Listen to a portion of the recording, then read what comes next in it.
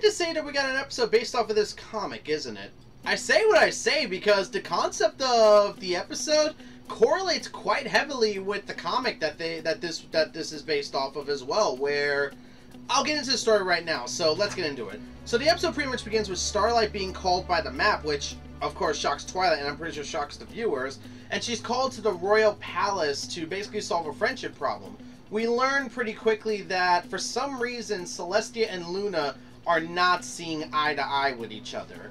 I mean, like, they're trying to do good things for each other, but then again the other are not noticing, and it's leading to this thing where Starlight Glimmer is kind of wondering how she's going to be able to approach this. What ends up happening is that she uses a spell by accident and causes them to switch cutie marks and thus switch jobs for today. So Luna takes Celestia's daytime job and Celestia takes Luna's nighttime job. Now you kind of see why I compare it to this comic, because in this comic, Luna takes Celestia's job for the day and pretty much learns how much of a harder job like Celestia actually has, and that's what happens in this episode. Luna thinks Celestia has an easy job, Celestia thinks Luna has an easy job, and they just both like switch jobs and go at it.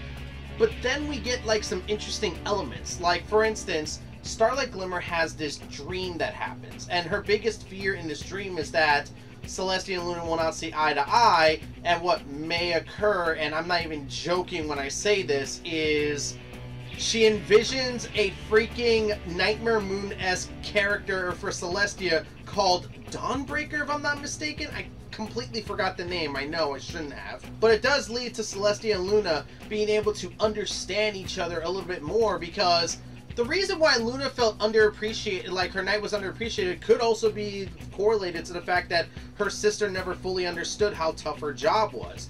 And that could be seen as the same way here, where Celestia and Luna never fully understood each other's jobs and how important they are. And now that they are being forced to switch jobs, they're being forced to appreciate different things among each other. I know I'm probably completely flubbing the message or otherwise, but it's something that Celestia and Luna needed to learn and needed to understand.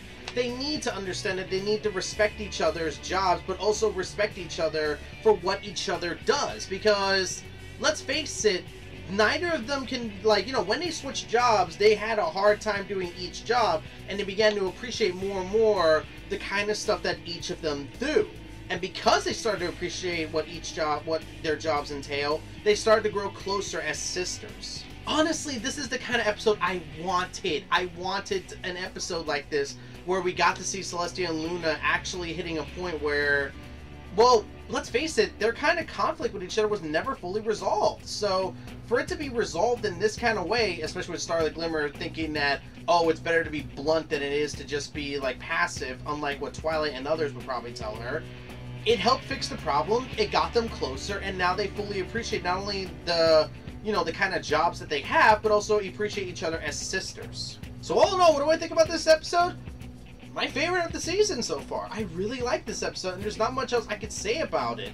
I love the dynamics that we had. I love that literally it's this comic but on steroids in some degree.